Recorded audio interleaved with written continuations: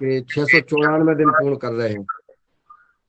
694 दिन पूर्ण हो गए, 700 दिन की ओर बढ़ रही है ये वह क्लास। ये कोरोना काल से लगातार हम 1.5 घंटे योग करते हैं और 1.5 घंटे हम जैविक खेती, प्राकृतिक खेती, सामाजिक विषयों पर चिंतन करते हैं। आज आज हमारे बीच में संवाद, कल चर्चा हो रही थी कि विदेश में हमारे किसान प्रवास पर जाते हैं, प्रवास करते हैं, वहाँ देखते हैं वहाँ की खेती करने का तरीका। कल सामने बात आई थी कि वहाँ विदेशों में जो किसान की यात्रा कराई जाती है वो कृषि यंत्र भी दिखाए जाते हैं कि वहाँ कैसे कृषि यंत्रों का प्रयोग करके अच्छी से अच्छी खेती किसानी की जाती है। तो आदरणीय हमारे जो सदन में उपस्थित जैसे शरद जी हैं, अशोक जी हैं, रूप सिंह जी हैं, और अन्य अन्य किसान, जो जो किसान वहाँ विदेशों में गए हैं, विदेश और स्वदेश, इसका आज मूल्यांकन करना है, तुलनात्मक चर्चा करना है कि हमारे देश में जो खेती किसानी हो रही है, प्राकृतिक खेती होती है, उसमें हमें क्या शांति मिलती है, कितना अनुभव हम करते हैं, और विदेशों में क्या स्थिति होती है। वहाँ की जनसंख्या के आधार पर, जैसा कल शायद भैया बता रहे थे कि जनसंख्या वो उस देश की कम है, लेकिन उसमें खेती जो है अधिक मात्रा में की जाती है, तो वो मार्केट कैसे करते हैं। आज के विषय पर ऐसा संवाद, हमारा जो खेती किसानी है, बैल, हर बैल से खेती करते हैं। जो हमारी प्राकृतिक खेती होती है, छोटे छोटे से किसान है, 2-2 4-4 एकड़ के, 1-1 2-2 एकड़ के, उनकी स्थिति, उनको हमको प्राकृतिक खेती तरफ मोड़ना है। कि हमारे किसान भाई, हमारे पेड़ पौधे, गाय, इनकी सबकी सुरक्षा हो, इनका सबका पुनः पालन पोषण हो। पहले के जमाने में हमारे किसान छोटी छोटी किसानी करते थे और सुकून से रहते थे, स्वस्थ रहते थे। आज हमारा विदेशों की बात करें, विदेशों में हजारों एकड़ जमीन पर खेती हो रही है, लोग संपन्न हैं, परंतु स्वस्थ नहीं है। और कल एक बात और निकल के आई थी, अशोक भैया सुन रहे हैं, कि शरद भैया ने कहा कि 10,000 1,000 एकड़ जो खेती कर रहा है किसान, और अंतो तो अब वो भी अपने जीवा उपार्जन के लिए ही बचा पा रहा है। और हमारा किसान 1 एकड़ में कर रहा है, वो भी जीव, तो 1,000 एकड़ वाला और 1 एकड़ वाला हमारा किसान स्वदेश भारत का, और वहां विदेश का 1,000 एकड़ वाला, इस प्रकार का जो है, जो अगर है, तो हम एक एकड़ में करके संतुष्ट हैं और वो 1,000 एकड़ में करके संतुष्ट नहीं है। इस पर भी चर्चा हो, तो मैं सदन से चाहूंगा कि विदेशी और देसी खेती के बारे में अपना अपना विचार, किन के मन में क्या विचार है, सदन चर्चा करे। इसलिए आज ये खुला सत्र रखा है इस विषय पे। चूंकि मैं तो विदेश गया नहीं हूँ, जो जो गए हैं, और यहाँ भी आप खेती किसानी कर रहे हैं, उधर भी देखा है आपने, तो क्या दोनों में क्या अंतर है। और आदरणीय प्रदीप राज वर्मा जी, आपका अनम्यूट है, आप कुछ कहना चाहते हैं तो आप सादर आमंत्रित हैं जी, आपका म्यूट हो गया। चलिए, अशोक जी शुरुआत करें कि कल आपका विषय आपको मालूम है, और कल चर्चा भी हुई थी कि दोनों विदेशी और देशी जो खेती हो रही है उसके बारे में, और क्या आपका सुझाव है या क्या आपका मार्गदर्शन है, अंतर बताने का कष्ट करें। ये देश और काल और परिस्थिति के अनुसार सब खेती हो रही है। अपना जो देश था, अपना जो देश में जो मुख्य जीवोपार्जन का साधन था, ये खेती थी। सबसे पहले अपने देश में खेती चालू हुई, और प्राकृतिक खेती थी। गाय बैल और जानवर से खेती होती थी। और शुरुआत में हम छोटे छोटे थे, जब भी देखते थे हमारे घर परिवार में कि गौ माता होती थी, गौ माता के का गोबर गोमूत्र खेत में डालते थे, और बखरों से खेती होती थी। पहले कहाँ इतने साधन थे, क्योंकि देश में कोई इतनी व्यवस्था ही नहीं थी। तो बैल बैल जो थे, वो खेत में हाँकने के लिए बक्कर चलती थी, बक्कर से खेती होती थी। और उनका गोबर गोमूत्र से खेत में डालते थे। और क्योंकि अपने देश में पेस्टिसाइड वगैरह ये कुछ चीज थी नहीं शुरुआत में, और कीट नियंत्रण के लिए यही साधन थे अपने, राख वगैरह और गाय का गोबर गोमूत्र से जो भी अपन जो बना लेते थे पेस्टिसाइड, और उससे सिंचाई होती थी। और साधन कुछ थे नहीं देश में। धीरे धीरे पूरा देश अपने जंगल में था, क्योंकि हम जो मैं बता रहा हूँ सब जो स्थिति अपने घर परिवार की थी वो स्थिति मैं आपको बता रहा हूँ। पहले बहुत जंगल थे, थोड़ी थोड़ी जमीन चालू थी, सिंचाई के अपने देश में साधन नहीं थे। फिर धीरे धीरे और पर जो भोजन होता था वो बहुत ही स्वादिष्ट होता था, बहुत सुहाना, मतलब जिसमें स्वाद बहुत जोरदार था। वो देखा हमने। जलालिया गेहूं होते थे पहले, उसका जो हलवा बनता था उसको खुशबू ही बहुत स्पेशल आती थी, घी में खुशबू आती थी, गाय का बिल्कुल लाल घी था, और उसका आनंद ही कुछ और था। फिर धीरे धीरे विकास हुआ, जंगल कट के खेती चालू हुई, तो देश में ये संभव नहीं था कि पूरी बेल बखर से ही खेती हो, क्योंकि फिर धीरे धीरे जंगल है उनको काटना चालू किया किसानों ने, मशीनें आई, और अपने देश में जो इंफ्रास्ट्रक्चर का की शुरुआत करी, क्योंकि देश आजाद हुआ, देश के पास कोई साधन थे नहीं। पहले तो अंग्रेजों ने गुलाम बनाया, फिर राजा महाराजाओं का शासन था, सीमाएं ऐसी पड़ी थी, जंगल खेत वगैरह ऐसे थे। धीरे धीरे सरकार ने इंफ्रास्ट्रक्चर डेवलपमेंट किया। खेती में खेती ही मुख्य साधन था। बाद अब जो जीडीपी की ग्रोथ पहले थी जो खेती के ऊपर ही अपने देश की थी, जैसा मेरा अनुभव मैं बता रहा हूँ। फिर सरकार ने धीरे धीरे खेती में आगे बढ़ने के लिए, अपने देश की ये हालत थी कि खाने के लिए गेहूं नहीं थे। जब लाल बहादुर शास्त्री जी ने आह्वान किया था कि एक टाइम आपको उपवास करना पड़ेगा, देश की यह हालत थी। और ये हालत हमने गांव में भी देखी। हमारा एक नदी वाला खेत था, उस खेत में हम इंजन रख के सिंचाई करते थे, तो उसमें गेहूं पैदा होता था बहुत मुश्किल से। तो जो लोग काम करने वाले अच्छे, जो आज 20-20 एकड़ के किसान थे, वो हमारे यहाँ काम करते थे, और उनका एक ही था कि हम पटेल के यहाँ गेहूं खाने को मिलेंगे, क्योंकि ज्वार और ये वगैरह दूसरी चीजें ज्वार थी खाने के लिए, ज्वार थे, तिवड़ा थे, ये थे। फिर धीरे धीरे अपनी सरकार ने व्यवस्था करी, इंफ्रास्ट्रक्चर डेवलपमेंट किए, बड़े बड़े रिसर्च सेंटर डाले, जैसे पूसा रिसर्च सेंटर दिल्ली में है, और कृषि अभियांत्रिकी के बड़े बड़े सेंटर है, जिसमें खेती में कौन कौन से यंत्र बनते हैं उससे खेती सुगम होती है, उसलिए अपने बुधनी में है, नबीबाग भोपाल में है यंत्रीकरण के लिए, और पेस्टिसाइड और इनके लिए वैज्ञानिकों की नियुक्ति करी कि किस प्रकार खेती डेवलप, और अच्छा बीज बीज कैसे पैदा, बीज के लिए वैज्ञानिक करें। और विदेशों में भी सरकार ने देखी, सिंचाई के साधन के लिए नहरों का, डैमों का विकास किया। सरकार ने, जो पुरानी सरकार थी, उन्होंने इस देश का ऐसा इंफ्रास्ट्रक्चर डेवलपमेंट किया। ये तवा डैम है, उस जमाने में क्या थी, कोई व्यवस्था ही नहीं थी सरकार के पास। हमने खुद ने देखा, छोटा छोटे थे जब ये नहर बनी थी, तो तगारी फावड़े से नहर बना दी थी, तगारी से। सरकार के पास कोई व्यवस्था नहीं, और वो डैम इतना मजबूत उस जमाने में बना दिया कि, और उसी डैम की माया है कि आज अपन धीरे धीरे सिंचाई का जब साधन हुए, तो अपना जो जिला है नर्मदापुरम और अपना जो प्रदेश है धीरे धीरे खुशहाल हुआ। पर आज स्थिति ये हुई कि उसका दुष्परिणाम ये हुआ कि पेस्टिसाइड वगैरह इसका कोई प्रतिबंध नहीं है कितना यूज करना चाहिए, तो जमीन धीरे धीरे हार्ड होने लग गई, और यूरिया, डीएपी और अब खरपतवार नाशक जो दवाइयां आई, आदमी अंधाधुंध उसका प्रयोग करने लगा है, और इससे जमीन अपनी कठोर, और उसकी जो मिट्टी है, मिट्टी में गुणवत्ता में कमी आई, और उसका दुष्परिणाम ये हुआ कि पहले हर आदमी स्वस्थ रहता था, मस्त रहता था, खुश रहता था, हाथ से काम करता था।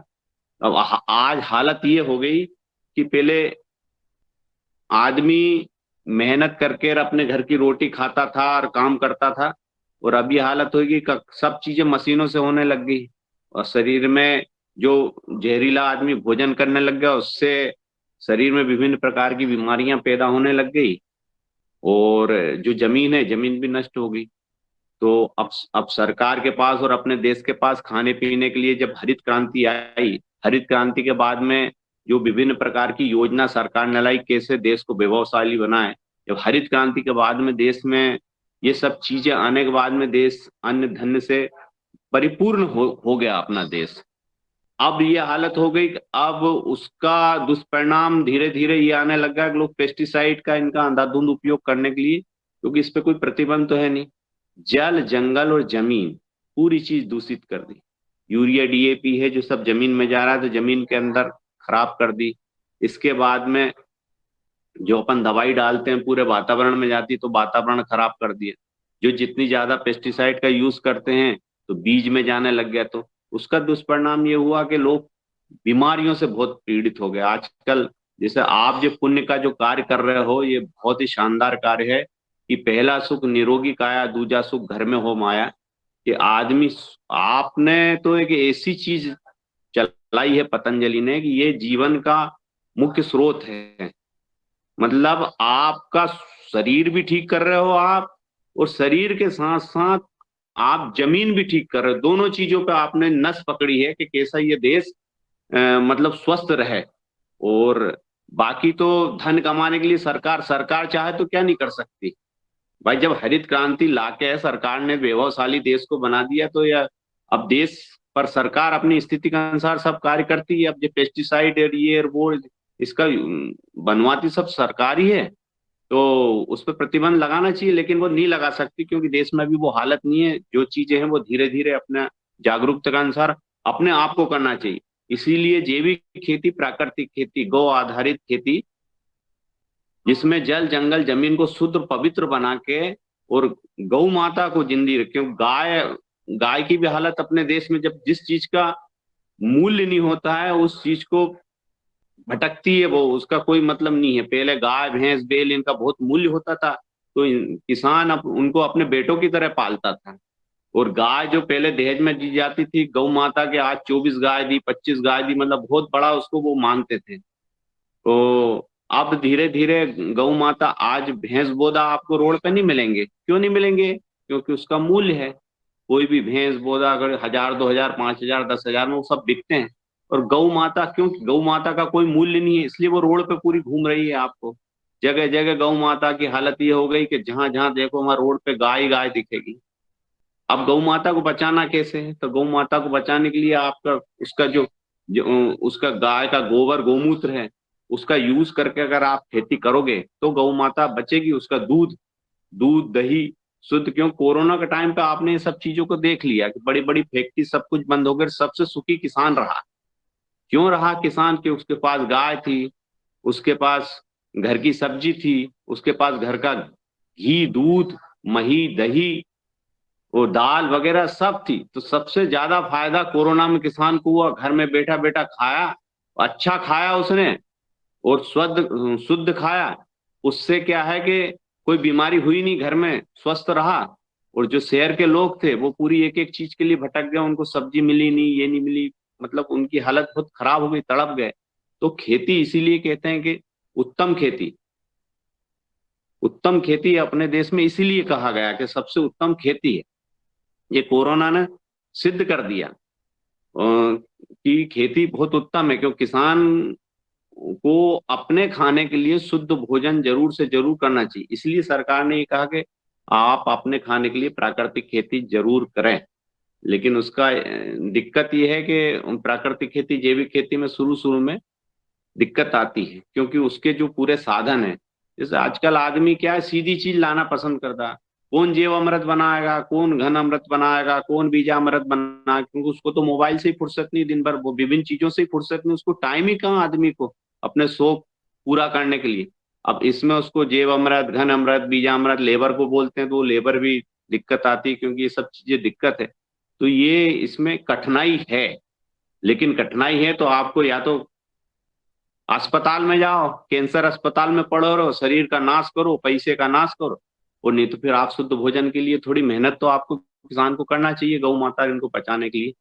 तो अपने खाने के लिए आपको ये सब चीज, जैव अमृत, घन अमृत, बीजामृत, 10 परणी अर्क, पत्ते इकट्ठा करना, ये सरल कार्य नहीं है कि 10 प्रकार के आप पत्ते इकट्ठे करके लाओगे, फिर उसको उबालोगे, फिर उबालने के बाद में उसकी दवाई बनाओगे, फिर दवाई बनाने के बाद में उसको डालना। ये चीज सरल नहीं है। पर इंसान को अपना शरीर स्वस्थ रखने के लिए, अपनी गौ माता के संरक्षण के लिए, अपनी जमीन को स्वस्थ बनाने के लिए ये सब चीज करना पड़ेगा। लेकिन सबसे बड़ी दिक्कत ये सब चीज करने के बाद में जो इसका अन्न है वो अमृत के समान है, उसमें मार्केटिंग की दिक्कत है। किसान जो दूसरे किसान हैं जो जागरूक नहीं है, क्योंकि जागरूकता धीरे धीरे समाज में अब आ रही है आपके माध्यम से, पतंजलि के माध्यम से, योग के माध्यम से, और जो शासन प्रचार कर रहा है उसके माध्यम से आदमी जागरूकता नहीं है। उसके कारण क्या है कि वो शुद्ध भोजन नहीं कर सकता। और जो दूसरा करता है, आपको क्या मालूम कि उस व्यक्ति ने आपको भली लेबल उसने लगा लिया, क्या शुद्ध चीज दे दी? बिल्कुल नहीं। आपको अगर शुद्ध भोजन करना है तो आप अपने खेत में ही गो आधारित खेती करोगे, तो ही गारंटी के साथ आप कह सकते हो कि ये गेहूं शुद्ध है, जैवामृत गमृत। आजकल लोग भाषण बहुत देते हैं कि मैं ये डालता हूँ वो डाल, जिसके यहाँ गाय नहीं है वो जैविक खेती कर रहा है। भाई जिसके यहाँ गाय नहीं है वो जैविक खेती कैसा कर रहा है? भगवान जाने कागज पे कर रहा है, क्या कर रहा है, ईश्वर मालिक है उसका। तो सबसे सही खुद अगर आप करोगे तो आपको ही शुद्ध भोजन मिलेगा, शुद्ध घी दूध मिलेगा, गाय का संरक्षण भी होगा, और ये धीरे धीरे ये सब चीज होगी। लेकिन अब विदेशों में क्या है कि विदेश की अलग परिस्थिति है, अपने देश की अलग परिस्थिति है, वहाँ का कल्चर अलग है, अपने यहाँ का कल्चर अलग है। अपने यहाँ की संस्कृति अलग है, वहाँ की संस्कृति अलग है। अपनी जो संस्कृति है वो वसुधैव कुटुंब की संस्कृति है। अपन अपने में संस्कार है, अपन माता पिता भाई बहन सबको ऐसा मानते हैं, किसान ऐसा है, जिससे तो अपनी संस्कृति जिंदी है। अपने यहाँ त्योहार है, अपने यहाँ भगवान है। लेकिन विदेश की अलग स्थिति है, वहाँ भौतिकतावाद का युग है। और भौतिकतावाद में धीरे धीरे इंसान क्या है, बाद में मानसिक रूप से गड़बड़ हो जाता है। एक समय रहता है उसका भौतिकतावाद में, और जिसका दुष्परिणाम ये है कि अपने यहाँ पैसे तो बहुत है लेकिन उनको शांति नहीं है। हरे कृष्ण हरे राम करते करते वो विदेशी घूम रहे हैं कि नहीं। अब मथुरा वृंदावन में जाओ आप, अपने यहाँ बहुत से विदेशी आते हैं, काय के लिए आते हैं? मानसिक शांति के लिए। वो उनको यही मिलती है अपने देश में। और खेती रही, खेती की बात, विदेश में तो विभिन्न प्रकार के कृषि यंत्र हैं, और वो यंत्रों से भी मैं ये नहीं मानता कि देश में विकास आज, ये जो आधुनिक तकनीक है, अगर ये तकनीक सरकार नहीं ना अपनाएगी तो खेती आगे कैसी बढ़ेगी? ये भी बहुत जरूरी है। तो आपको जैविक खेती, प्राकृतिक खेती सिर्फ अपने खाने के लिए करना चाहिए।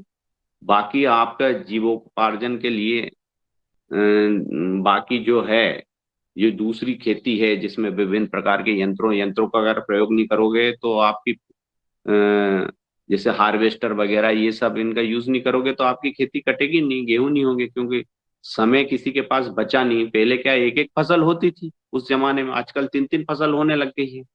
गेहूं चना, गेहूं चने से आप निपटोगे, ये मूंग आ गई 2 महीने की फसल, तो आपको फटाफट फटाफट काम करना पड़ा है। अब जैसे उसमें क्या है कि अब लोग आग लगाने लग गए हैं जमीन में, तो उसका 5-7 साल से लोगों ने आग लगाई, तो उसका दुष्परिणाम ये हुआ है कि जो जमीन के सूक्ष्म पोषक तत्व जिनको डीनाइट्रीफाइड बैक्टीरिया कहते हैं, वो जलकर बिल्कुल नष्ट हो गए, और जमीन की जो उर्वरक शक्ति है वो पूरी खत्म हो चुकी है, खत्म हो रही। तो जो समझदार आदमी है, जो इन चीजों को जानता है, तो वो उसने तो इन चीजों के बारे मतलब रोक लगा दी। और इसका, क्योंकि मैंने धीरे धीरे ये प्रशिक्षण सेंटर में इधर उधर जाके ये सब चीजों का अनुभव किया, तो उसमें ये मालूम पड़ा कि ये आग लगाना बहुत गलत है। तो उसमें हमारे गांव में, जो गांव हमारा बनाड़ है, आप आके देखिए, उसमें 100% हमारी पंचायत में मैंने धीरे धीरे इतनी जागरूकता पैदा कर दी लोगों में कि वो आग कोई भी नहीं लगाते हैं। ये एक बहुत बड़ी बात है अपने मध्य प्रदेश में, आप देखो तो। और उसका फायदा ये हुआ कि हमारी जो फसल पैदा होती है, जो कम से कम 2 से 3 गुना अन्य लोगों से ज्यादा फसल पैदा होती है, उसका बिल्कुल हमने धीरे धीरे इसका प्रैक्टिकल किया है। और तो आदमी, जो भी किसान भाई है, उनसे सबसे निवेदन है कि वो आग नहीं लगाएं। आग लगाने से क्या है, जो पेड़ पौधे अपने जो जितने पाल के आपने रखे कई साल से, वो सब जलकर नष्ट हो जाते हैं।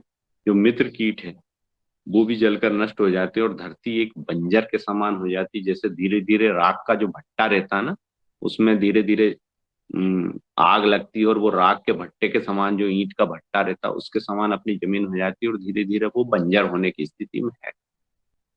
और ज्यादा पेस्टिसाइड के यूज करने से भी, आप पंजाब और हरियाणा में जो बहुत से लोग यूज कर रहे हैं, उनकी जमीन भी बंजर हो चुकी है। और वहाँ का जो भोजन ज्यादा पेस्टिसाइड यूज करने के कारण पंजाब से कैंसर ट्रेन चलती है वहाँ, यहाँ राजस्थान के लिए। और पंजाब में वहाँ के जो बुद्धिजीवी लोग हैं वो अच्छा भोजन के लिए, जहाँ जहाँ मतलब पेस्टिसाइड का यूज कम होता है, राजस्थान से अपने खाने के लिए भी गेहूं बुलवाते हैं। तो ये लोगों को अपनी जागरूकता आपको खुद को करना पड़ेगा। अपने खाने के लिए थोड़ी थोड़ी जमीन में आपको जैविक खेती, प्राकृतिक खेती करना भी पड़ेगा। और जो किसान, जो भी लोग हैं वो नहीं करते हैं, तो वो जो किसान है, वो ये किसान बहुत बड़ा इस धरती पे एहसान कर रहे हैं जैविक खेती करने के बाद। क्योंकि वो गौ माता को भी बचा रहे हैं, वो धरती माता को भी बचा रहे हैं, वो पर्यावरण को भी बचा रहे हैं, वो अपनी देश की संस्कृति को भी बचा रहे हैं, वो सूक्ष्म जीवों का भी पोषण कर रहे हैं। तो वो, और इसके बाद में वो आर्थिक हानि भी उठा रहे हैं, क्योंकि उनका इतना मूल्य उनको मिलता नहीं है। जैसे कल वो भाई साहब ने बताया, परसों बताया, रोज हम चर्चा सुन रहे हैं कि 8-10 कुंटल पैदा होते हैं, इधर 20-25 कुंटल पैदा होता है और इधर 10 कुंटल पैदा होता है। तो उस व्यक्ति की तो कमाई मारी जा रही ना। तो उसका मूल्य जो समझदार व्यक्ति, जो पढ़े लिखे हैं, जिनके पास पर्याप्त साधन है, उनको उसका उचित मूल्य उस किसान को देना चाहिए और उसको प्रोत्साहन देना चाहिए। समाज में एक ऐसा वातावरण बनाना चाहिए कि जिसमें उस किसान में प्रोत्साहित हो, तो वो आगे और उसकी धीरे धीरे और जैविक खेती को और आगे बढ़ के, और वो जो अपनी जमीन है उसको आगे जैविक करे। और इन सब चीजों से अपनी जो खेती है, हरित क्रांति आई, उससे धीरे धीरे श्वेत क्रांति, हरित क्रांति सब आई, उससे अपने देश को फायदा हुआ, अपने देश का उत्पादन भी बढ़ा है, सिंचाई का धीरे धीरे सिंचाई के रकबे भी बढ़े हैं, जो खेत में बिजली वगैरह जो जितनी चीजें हैं वो सरकार ने धीरे धीरे बढ़ाई है। तो संपन्नता तो धीरे धीरे किसानों में आई है, लेकिन संपन्नता के साथ साथ उसका इतना अधिक दोहन हो गया तो उससे बीमारियां भी पैदा हो रही। पहले आप देखो, हमारे सिवनी मालवा में एक भी अस्पताल नहीं थी, 2 डॉक्टर थे। आज कम से कम बड़ी बड़ी इतनी अस्पतालें हो गई, जगह जगह अस्पताल ज्यादा खुल रही है। तो इसका मतलब लोग बहुत बीमार पड़ रहे हैं। दवाइयां हैं, इनका भी एक कुछ चक्र है। वो आप पतंजलि के माध्यम से आप लोगों को जागरूक कर रहे हो, लेकिन बहुत कम लोग ही इस दिशा में जागरूक है। कितने लोग योगा कर रहे हैं आपके माध्यम से? 20-22 लोग अभी सब जुड़े हैं। इतना बड़ा आपका मुहिम है, इतने प्रदेशों से 20-22-25 लोग जुड़ते हैं इस पे, हम देखते हैं इतनी मुहिम चलाने के बाद में। लेकिन जो जो करेगा वो पाएगा। जैसे आपने कहा कि योग में जो करेगा उसको मिलेगा, जो जैविक खेती करेगा उसको शुद्ध भोजन मिलेगा। ये अगर व्यक्ति को, सबको अपने अपने हिसाब से करना चाहिए। अगर नहीं करोगे तो आप उसका दुष्परिणाम भोगोगे। विदेश में बड़े बड़े कृषि यंत्र हैं अच्छे, क्योंकि वहाँ खेती के बड़े बड़े फार्म हैं, तो उसके हिसाब से वहाँ की सिटिले, वहाँ के जो साधन है वो बहुत बड़े बड़े हैं, और उनकी स्थिति के अनुसार है वो। अब वही चीजें अब धीरे धीरे अपने यहाँ आ रही है। अपने यहाँ ड्रोन भी आने लगा है धीरे धीरे, देखो। तो ये सब चीजें भी अपने देश में धीरे धीरे आ रही हैं। अब आप इसके ऊपर, अब आप चर्चा को आगे बढ़ाइए। शरद भाई क्या बोलते हैं उनको देखिए, बता सकते। जी धन्यवाद आदरणीय अशोक भैया। आपने बहुत सुंदर अपनी मार्गदर्शन दिया है, और आपने जो अंतर बताया है, जो चर्चा की है। मेरा ये चिंतन था कि सरकार का मैं किसी न सरकार और न इस व्यवस्था की बुराई नहीं कर रहा हूँ, ना कोई बात है। मैं सोच रहा हूँ, ये बताइए कि सरकार किसान सदन उपस्थित है, सरकार का जो बजट बनता है कि किसान के हित के लिए योजनाएं जो बनती हैं, अब इसमें जो प्रवास का, जो विदेश का प्रवास कराते हैं, और विदेश में प्रवास का इतना ज्यादा फंड खर्च होता है। इधर सरकार कह रही है कि हमारे पुरानी पद्धति पे आना है, हम गाय, किसान गाय पाले, किसान जो है प्राकृतिक खेती करे, किसान जैविक खेती करे। ठीक है, अब किसान जैविक खेती करे, किसान अपना वर्मी कंपोस्ट बना के, जीवामृत बना के, घन जीवामृत बना के वो डाले। अब हमने जितने एकड़ में, यानी एक किसान ने, अगर हमने 4 एकड़ में जैविक खेती की है, तो 4 एकड़ का हमने यूरिया और डीएपी खाद नहीं खरीदा है।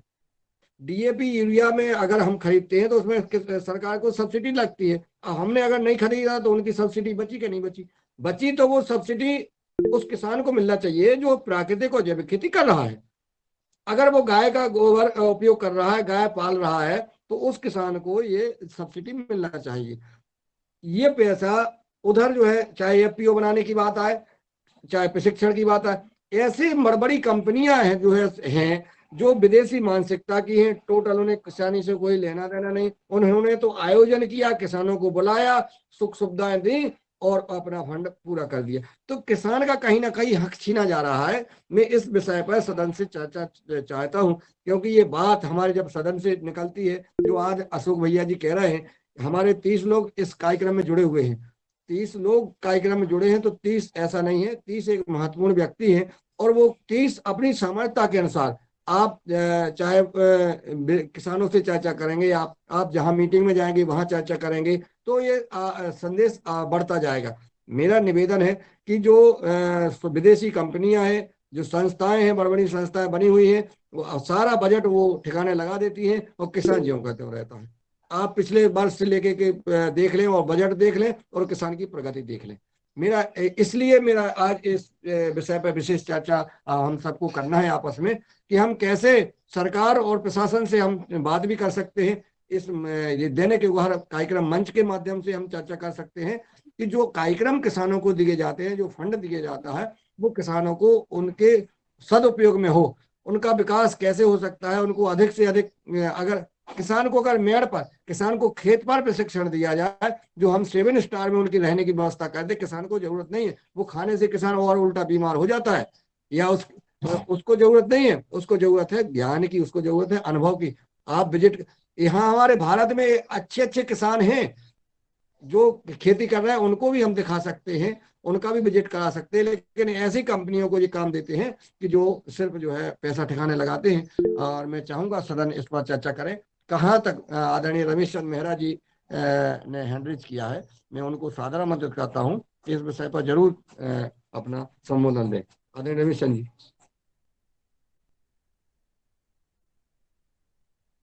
अनम्यूट करें आप, म्यूट है अभी। हेलो जी नहीं आप जी, आदरणीय आदरणीय शरद भैया जी, आपका स्वागत है। हाँ, हैंड रेस किया है, शायद दादू आ नहीं रहे। सदन को दादू को कोटि कोटि जी आप प्रणाम। आइए जी। सदन को कोटि कोटि प्रणाम। आज की जो योगशाला रही बहुत अच्छी रही, और अशोक भैया ने नीचे से लेके ऊपर तक कैसे व्यवस्था है एग्रीकल्चर की, उसके विषय में बताया। मैं विदेश और यहाँ के विषय में आपको थोड़ा सा ले चलता हूँ। आपको ऑस्ट्रेलिया घुमाता हूँ और न्यूजीलैंड घुमाता हूँ। अभी सभी लोग आपको दिखाते हैं। हमने वहां जैसे मार्केटिंग देखी, तो जैसे मार्केटिंग में वहां देखा हमने कि एक आदमी ने जुगनू, जो जुगनू होते हैं ना अपने यहाँ, वो एक कमरे के एक मतलब गुफा के अंदर जुगनू बंद किए हुए थे। और एक आदमी से वो इंडियन के हिसाब से अगर माना जाए तो वो 500 रुपए लेता था उस जुगनू के। जब हम लोग गए और हम लोगों को जब एक गुफा के अंदर ले गए वो, और उन्होंने 500 रुपए प्रति व्यक्ति जमा करवाया, और जब हम उस गुफा के अंदर गए तो गुफा के अंदर देखा हमने लाखों जुगनू हैं, और वो पानी में व्यवस्थित हैं वहां पे। उन्होंने बाहर एक रेस्टोरेंट बना दिया, उस रेस्टोरेंट में आप लोग अपना खाना खाइए और जुगनू का मजा। 1-2 घंटे वो जुगनू अपनी नाव के द्वारा, पानी भरा हुआ है उसमें, तो वो नाव से जाते हैं, जुगनू दिखाते हैं वो।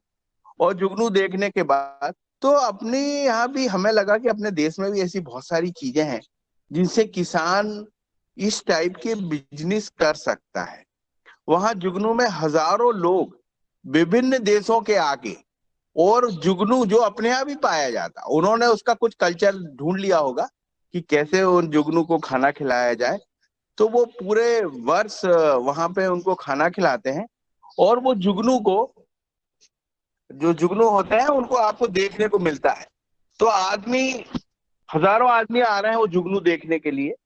तो हमने कहा भैया ये तो हमारे खेतों में हजारों उड़ते हैं, लेकिन उसको उन्होंने कैसे इनकम से जोड़ दिया, वो महत्वपूर्ण था कि उससे कितनी इनकम, विदेशी लोग आ रहे हैं, पैसा इतना कमा रहे हैं, तो चीजों को कैसे, अपनी इनकम को कैसे बढ़ाया जाए, वो सोर्स वहां हमने देखे, वो बहुत महत्वपूर्ण सोर्स है।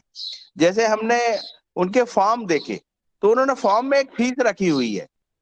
मान लो कि जैसे अशोक भैया का फॉर्म देखना है आपको, तो आपको 1,000 रुपए प्रति व्यक्ति देना है, और वो फॉर्म पे पूरी रोड बनी हुई है, और हर फॉर्म पे अलग अलग उनने अपनी, जैसे गाय है तो 50 प्रकार की गाय, पाकिस्तानी, इंडियन गाय, अमेरिकन गाय, और पूरी ब्राजील की गाय, सारी गाय रख दी, सारे बैल रख दिए। अब वो गाय आपको बिठा दिया गया ट्रैक्टर की ट्रॉलियों में, उन्होंने चेयर बना दी थी, उन चेयरों में हम लोग बैठ गए, और हम लोग जाके उनके फार्मों पे देखा हमने कि उन्होंने हमारा 100-150 एकड़ 500 एकड़ का उनका जो फार्म है, उस फार्म में हम लोग गए, और हम लोगों ने 1,000 रुपए दे के वो फार्म को पूरा देखा।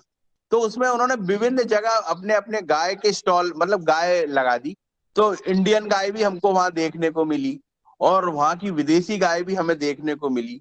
ऐसी भेड़ें हैं, पूरी इंडियन भेड़ें मिली, पाकिस्तानी, पहाड़ों पर रहने वाली भेड़ें, कौन दूध ज्यादा देती है, कौन ऊन ज्यादा देती है, वो सारा नॉलेज मिला। वो किसान दे रहा था वहां पे, और जो किसान दे रहा था वो पैसा कमा रहा था।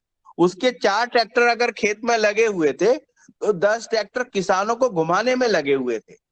रोड बनी हुई थी बाकायदा, एक ट्रैक्टर भराता था, दूसरे ट्रैक्टर में आदमी बैठते थे, फिर तीसरे ट्रैक्टर में बैठते थे, और सारे विदेशी लोग, हम लोग जो देखने गए थे, वो सारे लोगों को वो फॉर्म दिखाते थे। फॉर्म विजिट की एक फीस होती थी, और वो दी जाती थी। तो वो भी एक मार्केटिंग का बहुत अच्छा हमने पकड़ा कि अपने फॉर्म को इस तरीके से डेवलपमेंट किया जाए कि जो लोग ट्रेनिंग भी ले लें, और जो चीज सीखना है। वहां हमने देखा एक ऊन की फैक्ट्री है, तो किसी ने कहा कि साहब मुझे स्वेटर बनवानी है, तो वहां वो अपने सामने ही स्वेटर बनवा सकता था। वहां जैसे आपकी भेड़ें हैं, तो उनका ऊन अपने सामने निकाला जा रहा है, कैसे मशीन से ऊन निकालते हैं, ऊन से कैसे स्वेटर बनाते हैं। जब अपनी आंखों के सामने अपनी स्वेटर बनते हुए दिखती है, तो उसका एक मजा ही अलग होता है, क्योंकि उसकी स्वेटर में कोई अपने अपने परिजन का नाम डलवाता है, किसी परिजन के नाम अपनी स्वेटर के ऊपर डलवाता है, और स्वेटर की कीमत किसी भी हद तक देने को वो तैयार रहता है। वो प्योर प्योर ऊन रहता है, प्योर।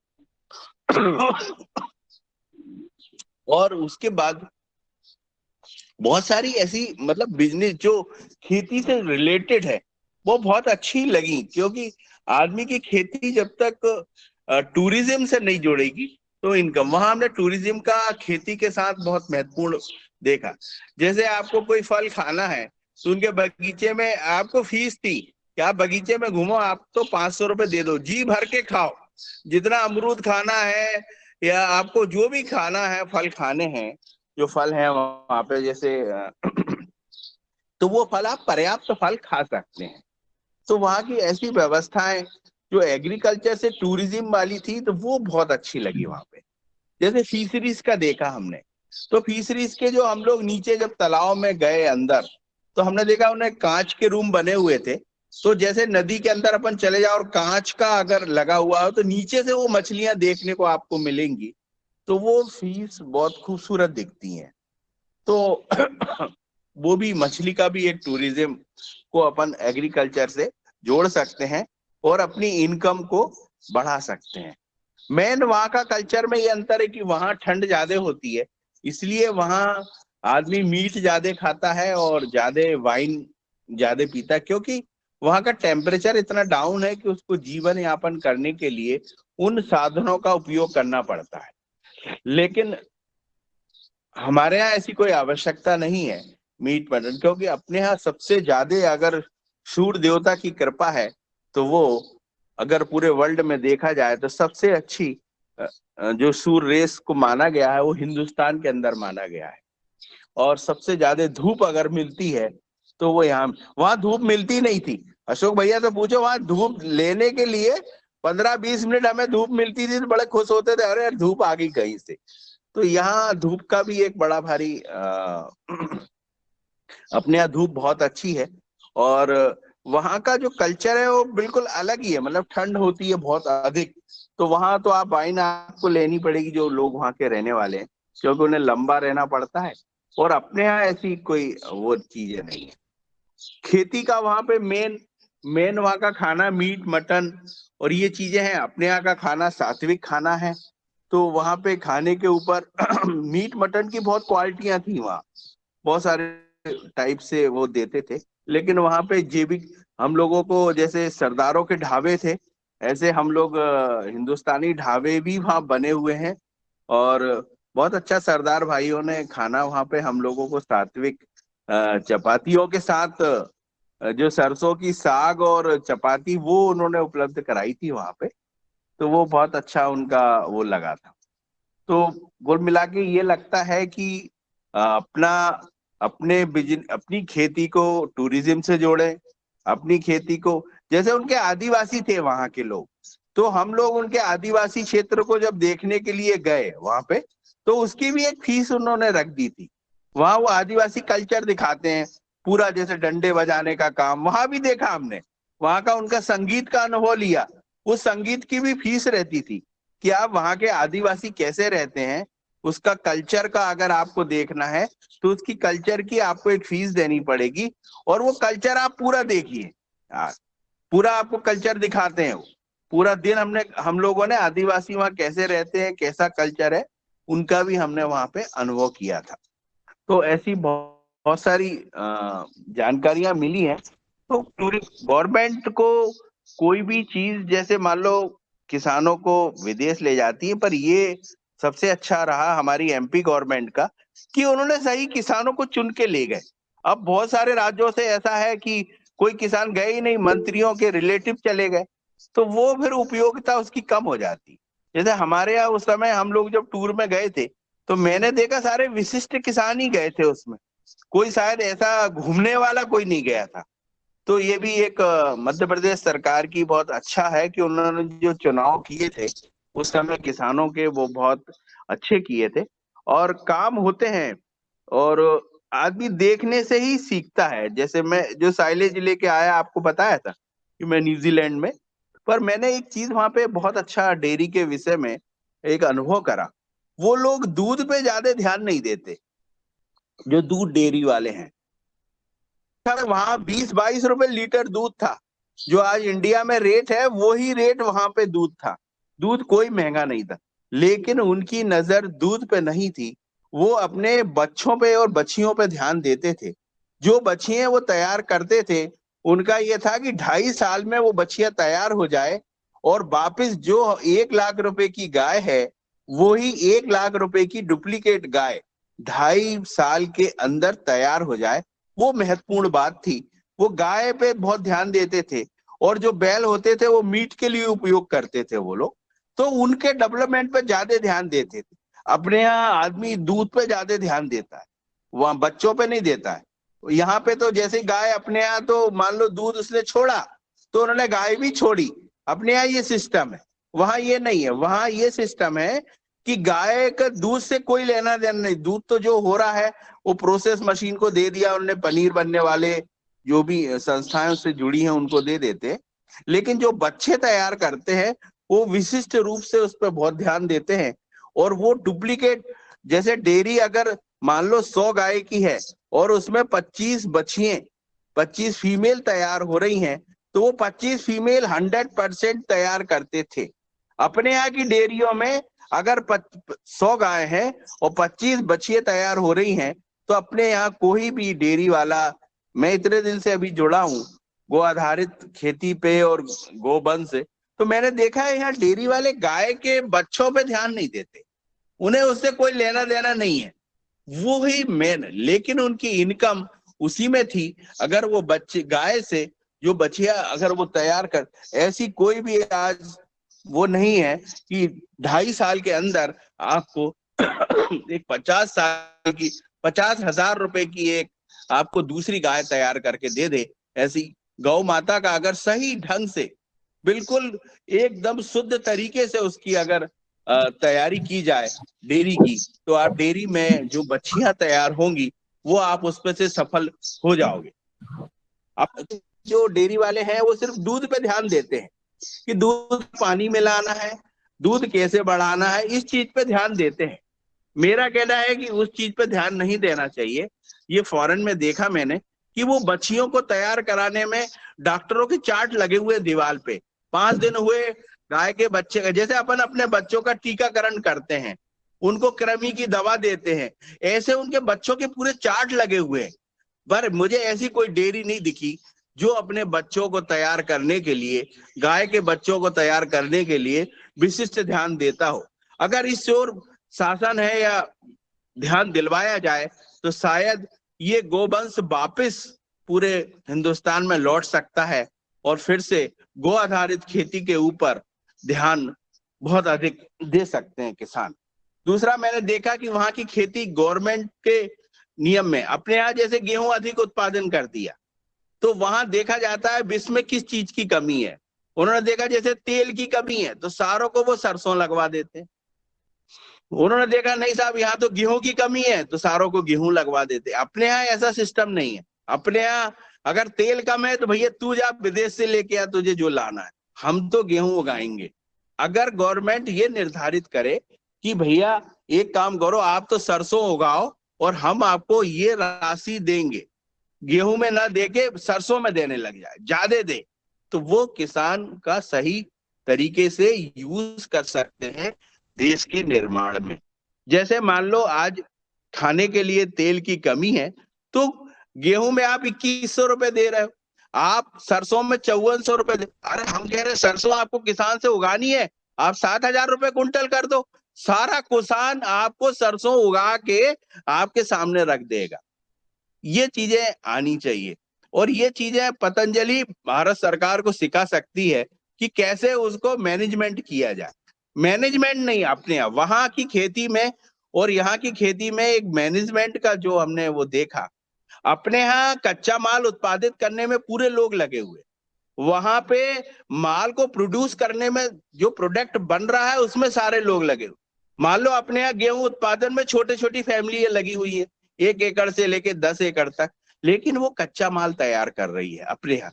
अपने यहाँ कच्चे माल में अपनी जो किसान की परिवार है उसका 70% फार्मर, 70 क्या 90% आदमी कच्चा माल उगाने में लगा हुआ है। वहां पे क्या है, 4 लोग 5000 एकड़ की खेती कर रहे हैं, वो कच्चा माल उगा रहे हैं, लेकिन उसको उत्पादित करने के बाद जो प्रोडक्ट बन रहा है उसमें हजारों लोगों को सर्विस मिल रही है। गांव के अंदर ही डेयरी है, चॉकलेट वहीं बन रही है, गांव के अंदर ही पूरे प्रोडक्ट बन रहे हैं, दही से लेके दही, चॉकलेट, जो भी चीज चाहिए आपको दूध की, वो डेयरी के साइड में ही सब कुछ मिल रहा है। अपने यहाँ पे नहीं है। अपने यहाँ जो दूध डेयरी कर रहा है वो दूध ही बेच रहा है, बस वो कच्चा माल ही उगा रहा है, उसको मालूम ही नहीं है कि मिठाई क्या बनना है। मिठाई बनाने वाला अपने यहाँ अलग, घी खाने वाला अलग। अरे भैया वो जो डेयरी करे वो सारा प्रोडक्ट करे, शुरू से लेके आखिरी तक की चीजें वो उत्पादित करे, तो फिर उसको आमदनी उसकी डबल हो सकती है और वो गांव में ही अपना रोजगार उत्पादित करके लोगों को रोजगार दे सकता है, गांव के अंदर ही रोजगार पैदा कर सकता है। जो किसान रोजगार दे सकता है वो सरकार थोड़ी दे सकती। लाखों करोड़ों लोगों को रोजगार दे सकता है किसान। किसान के अंदर इतनी ताकत है कि वो बेरोजगारी की बात क्या, हर आदमी को पालने की ताकत रखता है। तो उसका उपयोग कैसे किया जाए ये सरकार को करना चाहिए, और कहाँ उसका अनुदान दिया जाए उस चीज का ध्यान रखना चाहिए। जो अशोक भैया कह रहे थे आधार कार्ड से पेमेंट होनी चाहिए, वो बहुत सही है। पेमेंट सीधा किसानों के खाते में हो, किस चीज में उपयोग हो वहां पे होना चाहिए। और बड़ी बड़ी संस्थाएं इनके मैनेजमेंट में लगानी चाहिए कि देश में किस चीज की उपयोगिता है उसका रेट अधिक रखें, जिसकी उपयोगिता नहीं ज्यादा जरूरत पड़ रही है तो उसका रेट कम रखें, और जो चीज ज्यादा किसान से उत्पादित आपको करवानी है उसका उस रेट से उसका उत्पादित करवाएं। क्योंकि फॉरेन में जितना तेल चाहिए, जितना गेहूं चाहिए उतना ही उत्पादित होता है वहां पे। ये नहीं कि ढेर लगा दिया, ऐसा नहीं होता। वहां जो चीजें चाहिए वो ही ज्यादा उत्पादित होती हैं, ऐसा वहां पे कंट्रोल है। तो अपने यहाँ भी ऐसा गवर्नमेंट किसान को जो पैसा देती है उससे वो कंट्रोल कर सकती है। अभी आज हमारे यहाँ सरसों की जो पैदावार आई है वो 8 कुंटल आई है प्रति एकड़। अब आप सोचिए 8 कुंटल सरसों हो रही है और जहां पे 20 कुंटल गेहूं हो रहा है तो आदमी सरसों की तरफ जा सकता है। अगर गवर्नमेंट आज मूंग इतनी पैदा क्यों कर रहे है? क्योंकि सरकार 7,200 रुपए रेट ले रही है, इसलिए हर किसान मूंग लगाने की सोच रहा है। तो ये चीजें हैं जी। ओम, मैं इतना ही। अब अशोक भैया कुछ कहना चाह रहे हैं तो जी जी, बिल्कुल आपका कहना सही है। ये सब नीतिगत निर्णय अपने हाथ में नहीं, ये सब सरकार के हाथ में है।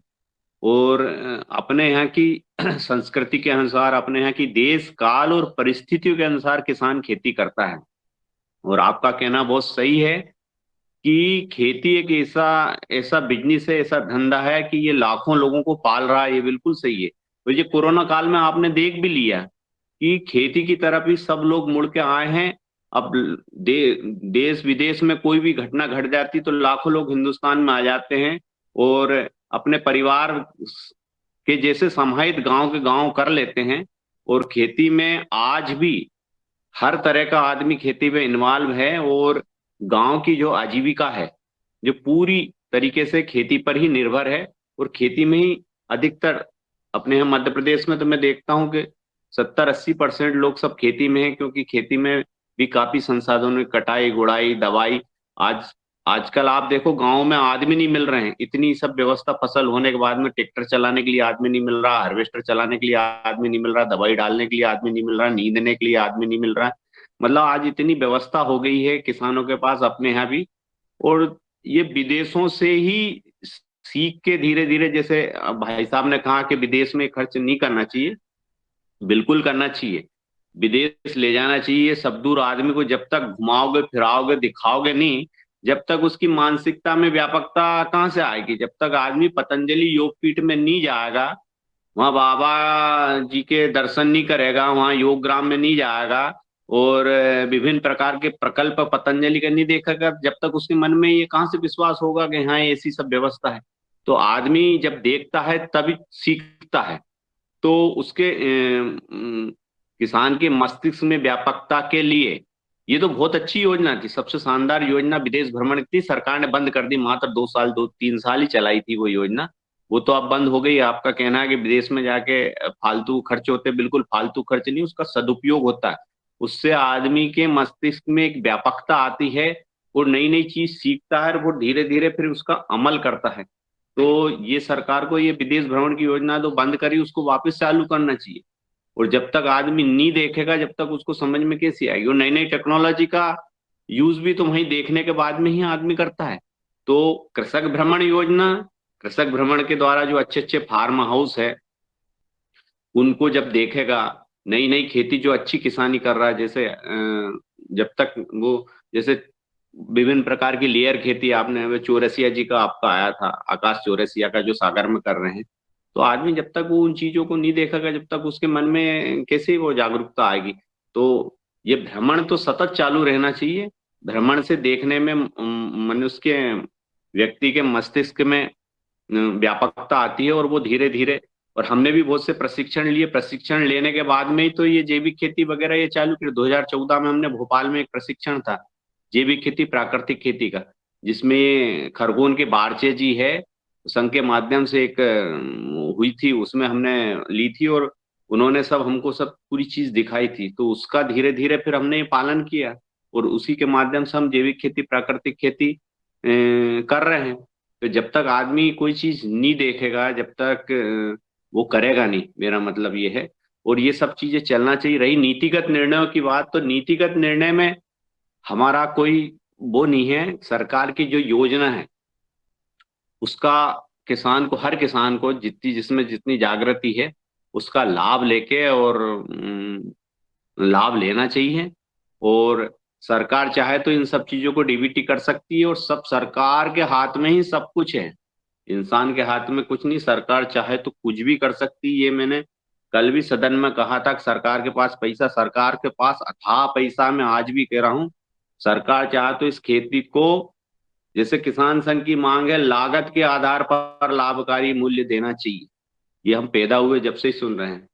तो अब तो सरकार बहुत स्ट्रांग सरकार है अपने देश की, ये लागत के आधार पर लाभकारी मूल्य क्यों नहीं दे रही? जब किसान सक्षम होगा तभी ये देश बलवान बनेगा। किसान के पास जब आय के साधन होंगे तो ये विभिन्न प्रकार के, आज जो पूरी अर्थव्यवस्था चल रही है, जैसे ग्रामीण अर्थव्यवस्था में आज की देख रहा हूँ कि टोटल किसान से ही तो चल रही है। किसान पैदा करता है, बैंक वालों को देता है, खाद वाले को देता है, दवाई वालों को देता है, ड्रिप वालों को देता है, किराने वालों को देता है, सब्जी वालों को देता है, ट्रैक्टर वालों को देता है, सीमेंट वालों को देता है। मतलब पूरा जो बाजार चक्र है टोटल किसानी के ऊपर ही चल रहा है। क्योंकि हम रात दिन यही देख रहे हैं, थोड़ा सा पैसा किसान के पास ज्यादा आएगा तो वो मकान बना लेगा, थोड़ा सा पैसा किसान के पास ज्यादा आएगा तो वो अच्छी गाड़ी खरीद लेता है। तो ये पूरी जो अर्थव्यवस्था है किसानी की, ये उसके ऊपर ही चल रहा है। और इस देश को आगे अगर बढ़ाना है, हम मान रहे हैं कि इंफ्रास्ट्रक्चर, किसानी को आगे बढ़ाने के लिए इंफ्रास्ट्रक्चर का डेवलपमेंट हो रहा है, बिजली की व्यवस्था सरकार कर रही है, पानी की व्यवस्था सरकार कर रही है। अगर एक विदेशों में तो अगर किसान को कोई दिक्कत आती तो सरकार वहां सब्सिडी देती, लाखों नहीं लाखों उन्हें एक फिक्स इनकम रख दी है कि आपको इतने पैसे में अगर आप खेती कर रहे हो उसमें घाटा लगता है तो सरकार उसमें सब्सिडी दे। ये व्यवस्था है, सरकार को करना चाहिए। अब आप जैसी पतंजलि जैसी संस्थाएं हैं और कुछ जागरूक लोग हैं और ये जैविक खेती प्राकृतिक खेती कर रहे हैं, तो जो बुद्धिमान कुछ लोग हैं, जो सहन शक्ति है उनमें, वो जैविक खेती प्राकृतिक खेती कर रहे हैं। क्योंकि ये बहुत कठिन खेती है, अगर ये इतनी अच्छी खेती होती तो ये सब लोग ही कर सकते थे। तो अब जो है ये व्यवस्था सरकार के ऊपर निर्भर है, इसमें हमारे ऊपर कोई इसमें हाथ नहीं है। और ये डीबीटी के माध्यम से सरकार ये किसान के खाते में ही कोई भी पैसा दे तो उससे किसान को फायदा होता है। और सरकार की व्यवस्था कुछ इस प्रकार की होती है कि प्रचार प्रसार और इनमें लाखों करोड़ों रुपए का खर्च होता है, सही फायदा नहीं दे। आज भी आप देखो जैविक खेती प्राकृतिक खेती का इतना प्रचार प्रसार हो रहा है, अपने जिले में होशंगाबाद में देख लो 10-15 लोग कर रहे हैं बस, और उसका प्रचार प्रसार इस प्रकार हो रहा है जिसको 50,000 70,000 लोग कर रहे हैं, कोई कुछ नहीं कर रहा है, और वो भी सब आफत में है। तो ये खुली खुली जो बातें हैं वो आपके सामने हैं। और रही बात भ्रमण की, इनमें इनकी, तो इनसे तो भ्रमण वगैरह ये सब चलते रहना चाहिए। इससे क्या है कि आदमी में व्यापकता आ रही है। और अपना जो देश है, जैसे विदेश में मैंने देखा कि विदेश की धरती, जो विदेश में सब कुछ है वो सब अपने यहाँ है। अपना अपना देश तो जिसको कहना चाहिए सोने की चिड़िया, आज भी सोने की चिड़िया है देश अपना। यहाँ प्राकृतिक पूरे संसाधन है, समुद्र है, यहाँ वन है, पहाड़ है, जल है, खदान है, रेगिस्तान है, यहाँ क्या नहीं सब कुछ तो है। और आप देखो राजस्थान में, और रही बात पर्यटन की, आप देख लो, आप अपने यहाँ जिले में देखो कि खेती को जब तक आप पर्यटन से नहीं जोड़ोगे जब तक लाभ होगा। उसका उदाहरण है कस्तूरी फार्म, आप देख रहे हो कस्तूरी फार्म में आप धीरे धीरे जुड़ी रहा है वो पर्यटन के ऊपर। तो आपको अपनी परिस्थिति के अनुसार ये सब चीजें करना पड़ेगा। और ये जो नीतिगत निर्णय हैं ये सब सरकार कर सकती है। और अभी तो फिलहाल तो पतंजलि के माध्यम पे अगर सरकार के ऊपर दबाव डाल के किसान की हित की कोई नीतिगत निर्णय अगर हो सकते हैं तो बिल्कुल हो सकते हैं। क्योंकि परम श्रद्धेय बाबा जी ने तो इस सरकार को बनाने में बहुत कुछ सहयोग दिया है, और वक्त भी है, समय भी है। इस राष्ट्र को परम वैभवशाली बनाने के लिए जो भी नीतियां हैं, अगर वो अपने राष्ट्र के हित में, अपने किसान के हित में अगर बन सकती है तो पतंजलि के माध्यम से शासन के ऊपर अगर दबाव डाला जाता है तो वो नीति बन के और ये देश परम वैभवशाली सोने की चिड़िया वापस बन सकता है। इसमें कोई दो राय नहीं है। बहुत सुंदर अशोक भैया, बहुत सुंदर, बहुत सुंदर। आपने लास्ट में जो आपका वक्तव्य गया, पूरा सार आपने जो है बताया कि हमारे भारत को परम वैभवशाली बनाने के लिए परम पूज्य योग ऋषि स्वामी जी, परम सिद्ध आचार्य जी इसमें बहुत कुछ कर सकते हैं। भारत सरकार को चाहिए प्रवास के जो आपने विजिट की बात कही है बिल्कुल सही है कि किसान जब सीखेगा तब जो है वो कुछ करेगा। आदरणीय शरद वर्मा जी अगर विदेश नहीं जाते तो साइलेज की मशीन नहीं लगा पाते, और जिसका हमें सदुपयोग मिल रहा है। बहुत अच्छी बात है हम नहीं, मानते हैं। मैंने भी देखा और जी यहाँ जी आया तो मैंने कस्टम हायरिंग के माध्यम से कि जो कृषि यंत्र हैं वो यहाँ जी लिए हैं मैंने, हार्वेस्टर, स्टार रिपर वगैरह। इस बार हमारे यहाँ भूसे की बहुत बड़ी दिक्कत है, ये गौ माताओं के लिए भूसे लोग आग लगा देते हैं, तो मैंने अभी भूसे का हार्वेस्टर लेकर आया है अभी। तो सिर्फ उसका बहुत काम है, सिर्फ भूसे ही भूसा बनाना है। बहुत सुंदर। तो ये जब हमने सब चीज देखी तो जागरूकता आई, और जागरूकता आने के बाद शासन कस्टम हायरिंग एक शासन की योजना है जिसमें 40% सब्सिडी मिलती है। उसके माध्यम से अपने को किसान मतलब ये यंत्र ले सकता है, और लेने के बाद में उनका यूज कर सकता है। तो उसका फायदा ये होगा, हमारे गांव में हमने पूरे गांव वालों को इस ओर जागरूकता करी, और वो यंत्रों का उन्होंने उपयोग किया। हमने बना बना के भूसा लोगों को दिया और कहा कि भाई आप अपनी नरवाई में आग मत लगाओ, और उनको जागरूक किया, उनको बताया। तो धीरे धीरे आज ये स्थिति आई कि हमारे गांव में बिल्कुल नरवाई में आग नहीं लगती, और हम उनको भूसा बना के देते हैं। जिनकी जैसी स्थिति भाई, कुछ लोग ऐसे किसान हैं जिनके पास जानवर तो है लेकिन जमीन की कमी है, तो वो हमारी जमीन में से ही हम उनको भूसा बना बना के दे देते हैं। तो हमारी जमीन का भूसा भी साफ हो जाता है, और उनके जानवरों के लिए भूसा भी मिल जाता है, और पर्यावरण की भी उसमें रक्षा होती है। और वो जैसी उनकी स्थिति होती है, 1-1 साल 2-2 साल में वो उन्होंने पेमेंट भी करते हैं किसान।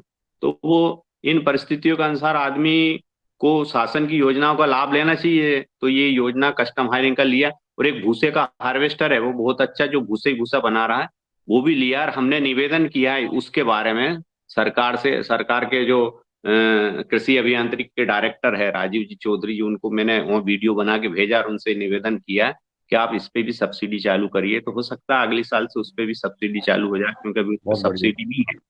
तो जो चीजें निचले स्तर पर किसानों को जो फायदा पहुंचा रही, जो अपन कर रहे हैं, वो मैं धीरे धीरे शासन तक ये सब चीजें पहुंचाता हूँ, और उनको भी बहुत सुंदर। इनके बारे में निवेदन करता हूँ कि इन चीजों से इससे फायदा है।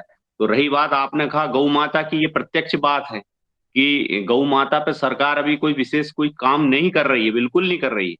तो गाय आज रोड पे घूम रही, क्यों घूम रही? क्योंकि उसका मूल्य नहीं है। जब तक उसका मूल्य रहेगा, भैंस बोधे नहीं घूमते क्योंकि उनका मूल्य है, वो कटनी में जाते हैं। अपनी गौ माता का मूल्य बचे ही नहीं है, तो वो इसलिए लावारिस घूम रही। उसका जब तक मूल्य और उनका ये इस प्रकार जैविक खेती में यूज जब तक नहीं होगा, तब तक गौ माता की यही दुर्दशा अपने देश में होगी, और वो होती जा रही। भाषण चल रहे हैं बहुत ज्यादा, और इतने ज्यादा भाषण चल रहे हैं, दिल्ली से लेकर गांव तक भाषण ही भाषण चल रहे हैं। लेकिन गौ माता की ये हालत आप देखो, लाखों गाय रोड पे घूम रही, ट्रक चढ़ रहे हैं ये उनके भाषण ऊपर। ये हम्म। भाषण चलते रहें, ये भाषण चलती रहेंगे। और अभी जो विषय आपने रखा है उसमें सदन की हैंडरीच है, और ये बात आगे बढ़ेगी। पहले उस विषय पर भी और चर्चा कर लेते हैं, नहीं तो आगे विषय और बढ़ते जाएंगे। अब बहुत अच्छे विषय है, और मैं चाहूंगा आदरणीय महाराष्ट्र डॉक्टर किशोर दुबे जी का हैंडरीच है दिनेश सेमवाल जी का। तो मैं डॉक्टर किशोर दुबे जी को आमंत्रित करता हूँ। और फिर यह चूंकि विषय हैं और बहुत सुंदर विषय है, लो डॉक्टर साहब सादर आमंत्रित थे, आप अपनी बात रखें। धन्यवाद मुन्नीलाल जी, बहुत अच्छी चर्चा चल रही है। और मैं विस्तार में जाने के अलावा कुछ बिंदुओं पे ध्यान सदन का आकृष्ट करूंगा। एक तो पहली बात यह है कि विदेश में जाने से या नए क्षेत्र में जाने से, पढ़ने से, देखने से ही ज्ञान मिलता है, और उस ज्ञान का उपयोग अपने यहाँ पे कैसे करना चाहिए।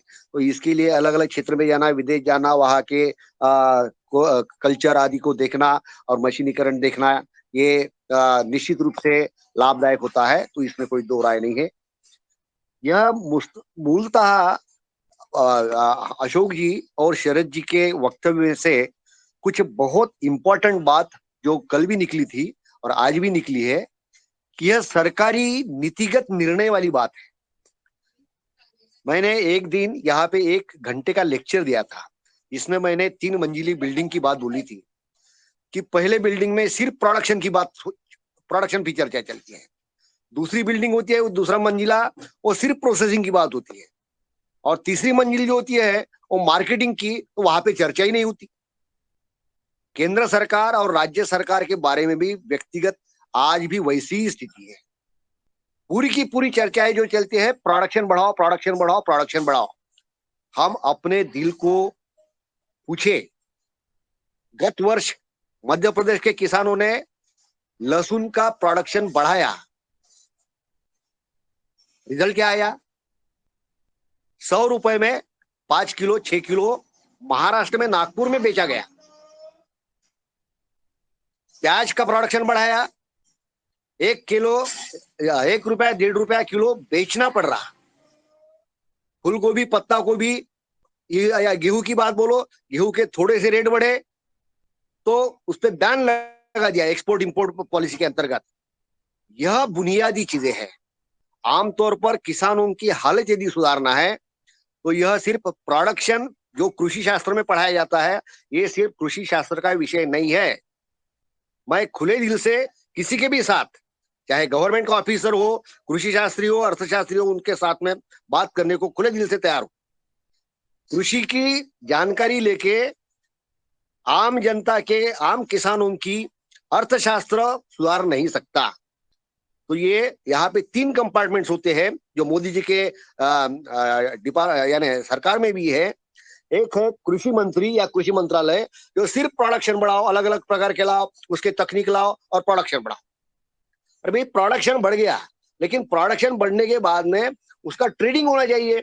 उसको लो कॉस्ट, हाई कॉस्ट या मल्टी कॉस्ट ट्रेडिंग होना चाहिए, प्रोसेसिंग होना चाहिए। उसके बारे में थोड़ी बहुत चर्चा होती है, नहीं सी बात नहीं है, थोड़े बहुत प्रयास भी हो रहे हैं, लेकिन प्रयास बहुत नहीं के बराबर है या कम स्वरूप में है। एफपीओ आदि भी बन गए हैं, लेकिन उसमें से बड़े मुश्किल से 5% 10% एफपीओ अच्छा काम कर रहे हैं, और बाकी सब यानी आर्थिक दृष्टि से लूले लंगड़े ही है, वो नहीं कर रहे। तीसरी बात आती है कि यानी जो नीतिगत निर्णयों की, वो नीतिगत निर्णयों का काम जो होता है, वो नीतिगत निर्णयों के काम में अभी भी मोदी सरकार में भी, मैं नाम के साथ में बोलता हूं, मैं मोदी जी का कोई यानी खिलाफ वाली बात नहीं करता, बहुत अच्छे काम कर रहे हैं वो। लेकिन मैं एक उदाहरण देता समझने के लिए। मैं एक बड़े 150-200 यहाँ पे स्टाफ था, ऑफिसर थे, वहां पे मैं प्रिंसिपल के नजदीक का काम करता था। 8-10 डिपार्टमेंट थे, तो कोई भी प्रिंसिपल क्या चाहता है कि भाई ये विभाग अच्छी तरक्की कर रहा, दूसरा अच्छी तरक्की कर रहा, तीसरा अच्छी तरक्की कर रहा, तो मैं उनके काम में क्यों इंटरफेयर करूं। यही बात मोदी जी की हो रही है।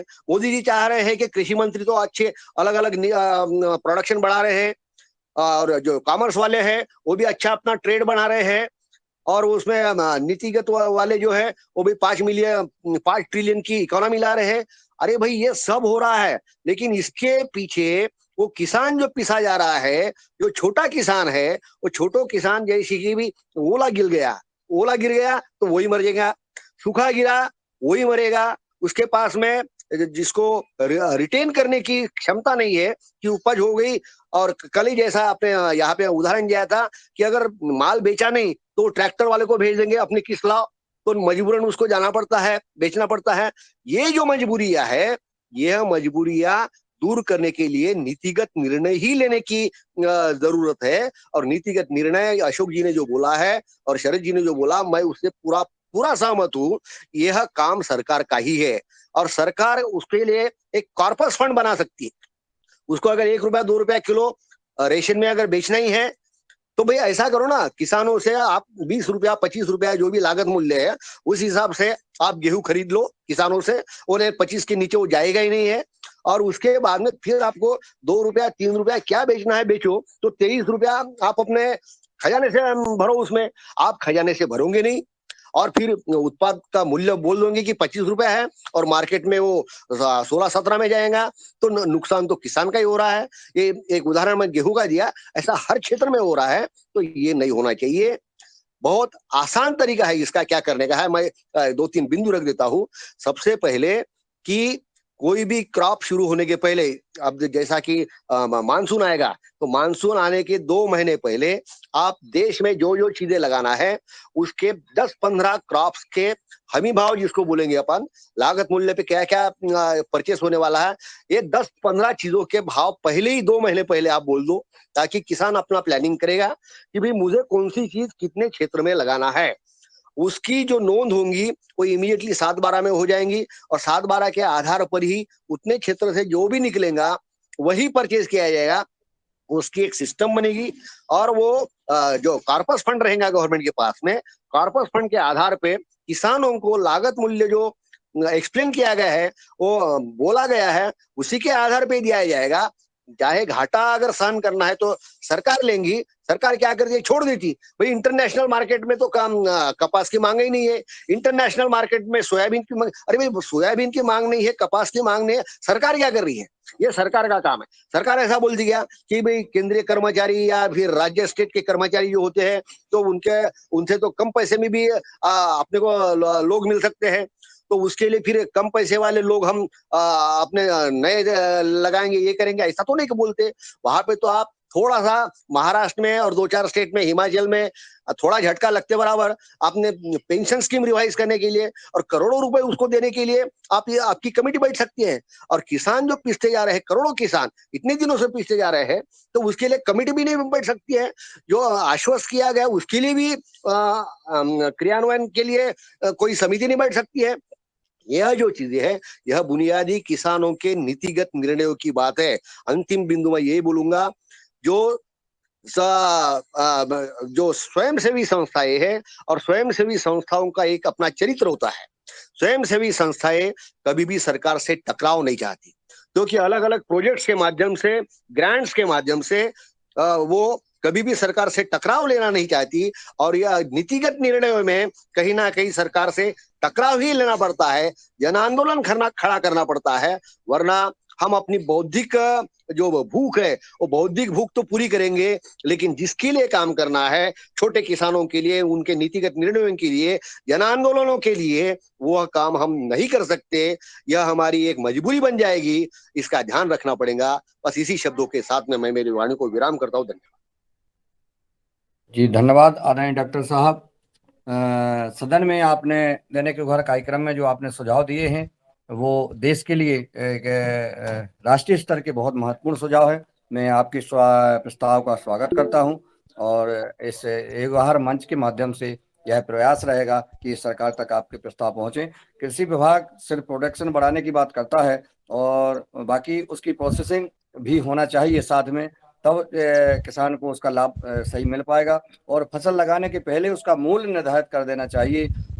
यह भी बात आपने बहुत महत्वपूर्ण कही है। कृषि नीति का जो समिति होती है, जो टीम होती है, उसमें यथार्थ किसानों को ही उसमें रखा जाए ताकि जो कृषि की नीति बनती है वो सही बने। यह महत्वपूर्ण सुझाव आदरणीय हमारे अशोक पटेल साहब और शरद वर्मा जी ने जो पूर्व में सुझाव दिए हैं वो भी बहुत महत्वपूर्ण है। प्रभारी महोदय जी, 1 मिनट में आपसे थोड़ा सा रुकना चाहता हूँ मैं। आज के सदन में सभी अमूल्य शब्द से सदन को संबोधित किया है सभी लोगों ने। इसके लिए मैं सदन में कई बार पहले भी बोल चुका हूँ और अभी भी बोल रहा हूँ, सरकार कुछ नहीं कर सकती है जब तक आपकी संख्या नहीं बढ़ेगी। जब तक सरकार किधर जाती है, जिधर ज्यादा संख्या है। प्रजातंत्र का अर्थ क्या होता है? हमारी संख्या बढ़ाने का प्रयास हम करेंगे। जैसे सुभाष पालेकर जी कहते हैं कि हमने 40 लाख किसानों को ट्रेनिंग दिया है, 50 लाख किसानों को ट्रेनिंग दिया है। वो किसान कहाँ गए सब?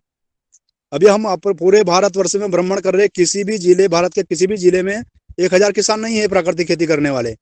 हम गाय की बात करें, गाय रोड पर घूम रहे हैं, सरकार गौशालाओं को अनुदान दे रही है। हम सीधी सीधी बात करें, हमारी संख्या बढ़ाएंगे हम और किसान से मांग करेंगे कि इतने प्राकृतिक खेती करने वाले किसान हैं, आप गौशाला को अनुदान न देते हुए सीधे सीधे किसान को अनुदान दीजिए। गौ माता की रक्षा होगी, प्राकृतिक खेती की रक्षा होगी, देश बचेगा, जनजीवन अस्त व्यस्त होने से बचेगा, प्रकृति का संतुलन बचेगा। तो हमें कुल और कुल मिलाकर के हमको हमारी संख्या बढ़ाने पर ध्यान देना चाहिए। प्राकृतिक खेती करने वालों किसानों की संख्या कैसे बढ़े? प्राकृतिक खेती करने वालों किसानों की संख्या बढ़ेगी तो जितना अनुदान है, शासन तो क्या है, शासन तो कठपुतली है, सरकार एक बहरूपिया है। उसको हम जहाँ हम हमारी संख्या जहाँ ज्यादा होगी वहां आकर के वो उसका खेल बजाने लगेगा कि आपको क्या चाहिए, आपको क्या चाहिए, आपको क्या चाहिए। हमारी संख्या जब तक कम रहेगी, जब तक हम कुछ नहीं कर पाएंगे। हमारा सब मिलकर के सदन मिलकर के, चाहे योग गुरु स्वामी रामदेव जी से मिलकर के, हम छोटे छोटे कार्यकर्ता से लेकर के सबको एक आवाज उठानी चाहिए कि हमारी प्राकृतिक खेती की संख्या, गाय आधारित खेती की संख्या कैसे बढ़े। इसके ऊपर मूलभूत तो विचार करना चाहिए हम सबके, सदन के सभी लोगों को मिलकर के, तो ही हम सफल हो पाएंगे। बहुत बहुत धन्यवाद सभी लोगों को, और आपको भी हमने मुझे बोलने का मौका दिया जी। नहीं, बहुत महत्वपूर्ण सुझाव कि संख्या बढ़ाने का और सुझाव समस्या के साथ आपका सुझाव भी हम चाहेंगे कि आपका सुझाव भी देने का कष्ट करें, कैसे किया जा सकता है।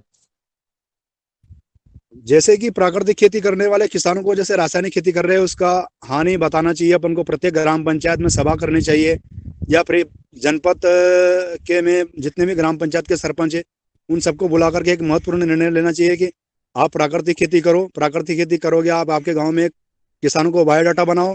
जिस किसान के पास पानी है उस पानी वाले किसान को हम सब्जियों की खेती करवाएंगे, या कम पानी वाले को हम जैसे कम फसल वाले के करवाएंगे, उसको एक क्लस्टर से जोड़ेंगे।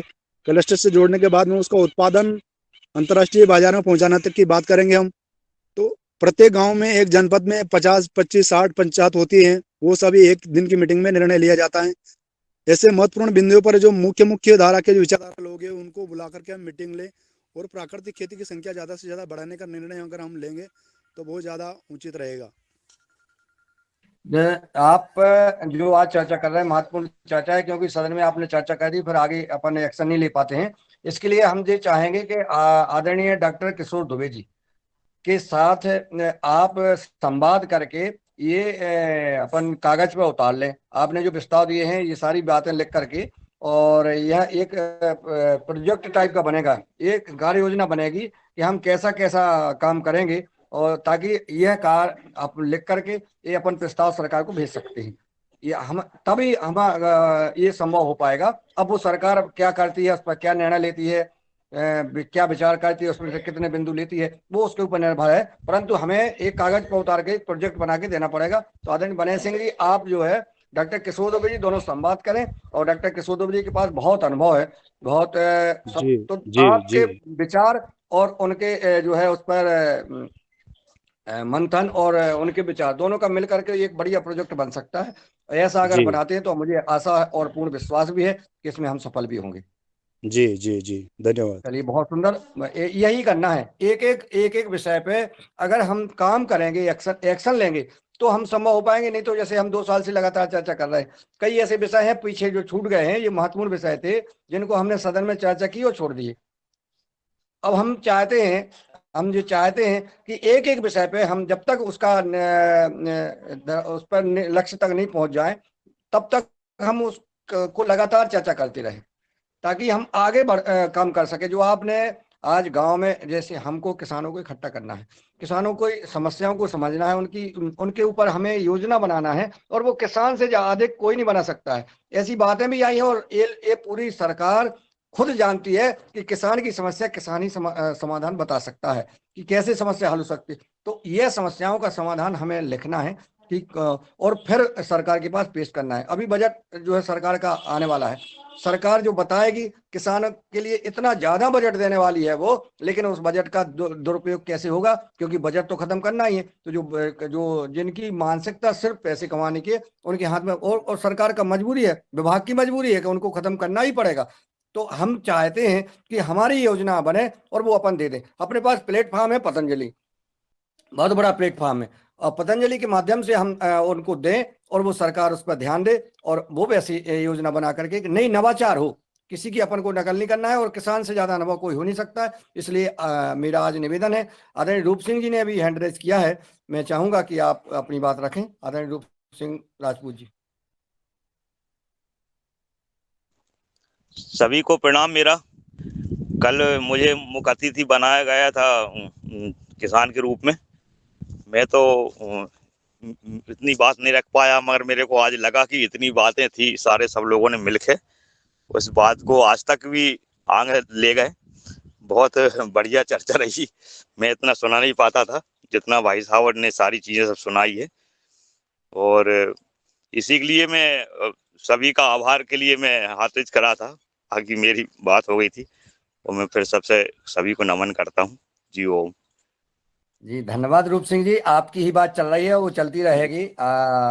आपने जो शुरुआत की है, तो वो एक एक बात, छोटी बात हमारे किसान भाइयों की, और वो बढ़ती रहेगी। और आदरणीय दिनेश जी सेमवाल जी को सादर आमंत्रित करता हूं कि वो आए और इस आज के संवाद में। मैं लगता हूं कि अभी चूंकि सभी के सुझाव नहीं आ पाए हैं, तो ये चर्चा आगे जारी रखेंगे अपन, क्योंकि अब हमें इस विषय पर जरूर, क्योंकि हमारा उद्देश्य है, हम बुद्धिजीवी जुड़े हुए हैं, हमारा उद्देश्य है कि हम कहीं ना कहीं सरकार को इससे अवगत कराएं।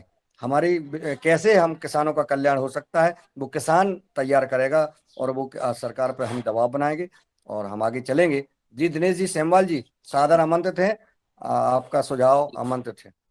जी आदरणीय मैं सुझावों को तो सुन रहा हूँ और बहुत सुंदर चर्चा चल रही है, और जिस तरह से चर्चा चल रही है उससे वास्तव में एक हम इस कार्यक्रम को एक मोड़ दे सकेंगे, ऐसी आशा भी जग रही है। और बहुत ही सुंदर आदरणीय अशोक सर ने कही बात, और सदस्य सर ने कही, डॉक्टर दुबे सर ने कही। यात्राएं होनी चाहिए, यात्राओं से लोग सीखते हैं, किसान से लेकर के आम यात्री, और विदेशों की यात्राएं भी होनी चाहिए, ये बात भी सामने आई है। और वास्तव में यही सत्य है कि यात्राओं से ह्यूएन भारत आया तो भारत का सारा जो नॉलेज था वो दुनिया भर में गया। कई तरह के इस तरह के यात्री आए हैं। कृषि क्षेत्र में भी ये बातें हैं, और जो जिले से दूसरे जिले, ब्लॉक से दूसरे ब्लॉक, और राज्य से दूसरे राज्य तक भी किसानों की यात्राएं होती हैं। ये बात अलग है कि कौन कितना सीखता है, और कृषि की जो आवश्यक बातें हैं उनका प्रसार कितना होता है, ये दूसरी बात है। हाँ, ये है कि इसमें खूब मोटा बजट भी पास होता है। वास्तव में शरद सर ने सही कहा है कि मध्य प्रदेश सरकार ने, तत्कालीन सरकार ने सही निर्णय लिया और सही लोगों को चुना, ये तो सत्य बात है। लेकिन मैंने देखा कि कई राज्यों की जब मैं रिपोर्ट्स पढ़ता हूँ, देखता हूँ, और कई लोगों से बात भी करता हूँ, तो मंत्री और मंत्री के रिश्तेदार और जो दूसरे अधिकारी हैं उनके रिश्तेदार, पत्नियां भी विदेशों की यात्रा करती हैं। क्यों? कृषि के बहाने, कृषि तकनीक को समझने के बहाने, जिनका की खेती से कोई लेना देना नहीं। तब आदरणीय मुनीलाल जी की बात स्पष्टतः 100% सही होती है कि इतना पैसा अगर पूरे देश भर के लोग, पूरे राज्यों के लोग और जिला स्तर के तक के लोग अगर विदेशों में भ्रमण के लिए और अफरा तफरी के लिए, आवट जावट के लिए खर्च करते हैं, तो उतने में तो किसी एक राज्य का भला हो जाए, राज्य के कई किसानों का, गरीबों का भला हो जाए।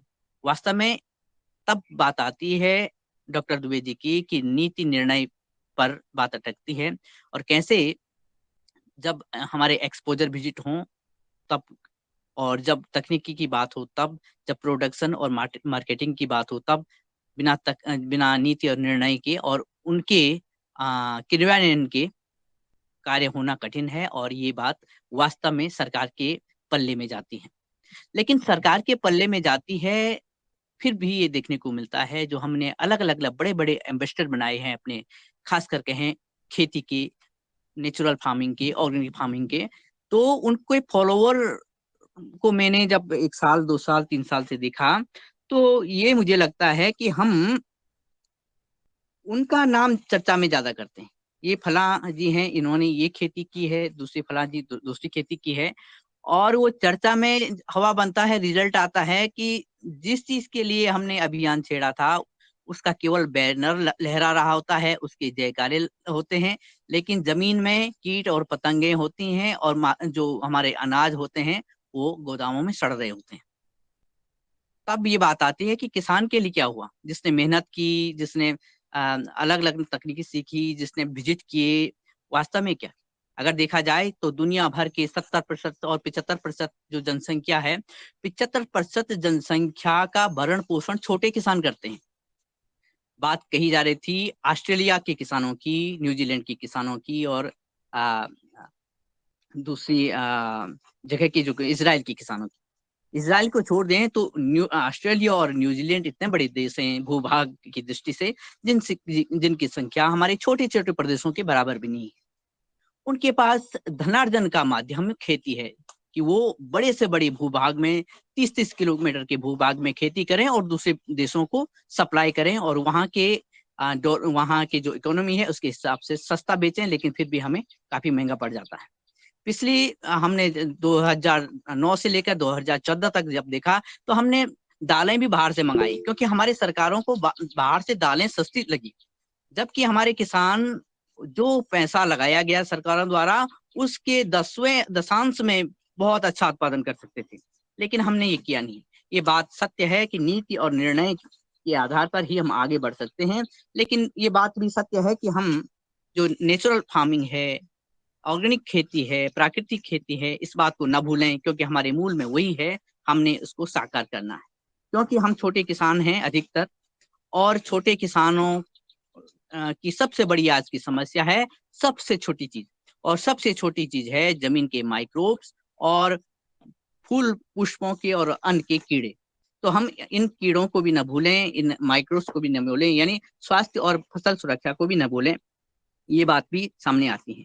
कुल मिलाकर मेरे मन में यही आती है कि हम नाम का चर्चा, चर्चे का पर्चा और पर्चे का खर्चा, यानी एनजीओ की जो आज परिणति हो चुकी है, जो रिजल्ट सामने है, उस पे न जा करके वास्तव में जो हम कार्य कर रहे हैं हम उस पे ही ध्यान देंगे, तो हम विदेशों से भी सीखेंगे, स्वदेशी से भी सीखेंगे और सब मिलकर के आगे बढ़ेंगे। और जहां तक रही हमारी जो देश के किसान हैं विदेशों में, तो पिछले 10 साल में देखें तो हरियाणा और पंजाब के 14 से 15,000 किसानों ने ऑस्ट्रेलिया जैसे देश में जमीन ले ली है। अब समस्या ये है कि हमारे देश की जनसंख्या बहुत ज्यादा है, हमारे पास जमीन कम है, लेकिन हमारे पास जो खूबियां हमारे मुझसे पहले आदरणीय सदस्यों ने बताई है, वो खूबियां ही इतनी हैं कि हम अन्न, धन और मन से हम कार्य कर सकते हैं और उसे अर्जित कर सकते हैं। ये चर्चा बड़ी सुंदर रही है। शब्द कुछ ज्यादा बढ़ रहे हैं, समय कम है, इसलिए मैं वापस आपके पास आता हूँ। बहुत बहुत धन्यवाद, आप सभी ने इस चर्चा में भाग लिया और कल के लिए चर्चा को आगे बढ़ाने की बात कही गई है, तो मैं आप सभी का बहुत बहुत धन्यवाद और प्रणाम करता हूँ। सर, प्रणाम। जी धन्यवाद आदरणीय दिनेश जी सेमवाल जी, बहुत अच्छा सुझाव दिया है आपने। ये आगे की चर्चा बढ़ती रहेगी और जो आपने मार्गदर्शन दिया है वही महत्वपूर्ण है और राष्ट्र हित में है। ये देने के वह कार्यक्रम लगातार जो चर्चा चल रही है ये राष्ट्र हित में है। अब बस हम इस चर्चा को जन तक पहुंचाने का कार्य करें। आज की कार्यक्रम का समापन करने के पहले मैं आदरणीय रमेश चंद मेहरा जी को आमंत्रित करूंगा कि वो आए अपनी बात रखें और साथ में सबका आभार भी ज्ञापित करने का कष्ट करें। जी ओम, अभी जो आदरणीय दिनेश जी ने जो बात की है, ये बड़े बड़े राष्ट्र है और ये बड़े बड़े राष्ट्र जो है बहुत अन्न पैदा करते हैं। हमें डंकल प्रस्ताव पर भी कुछ समीक्षात्मक चर्चा करनी चाहिए कि इनके प्रभाव के कारण हमारे यहाँ के किसान पर क्या प्रभाव पड़ा है। और आज मेरे को सदन में जो है सबका अभिवादन करने को कहा गया है, तो मैंने अपनी छोटी सी बात बोली है और उसके प्रभाव के संबंध में कल चर्चा होगी। आज हमारे सदन में उपस्थित आदरणीय पवन कुमार जी, आदरणीय जो है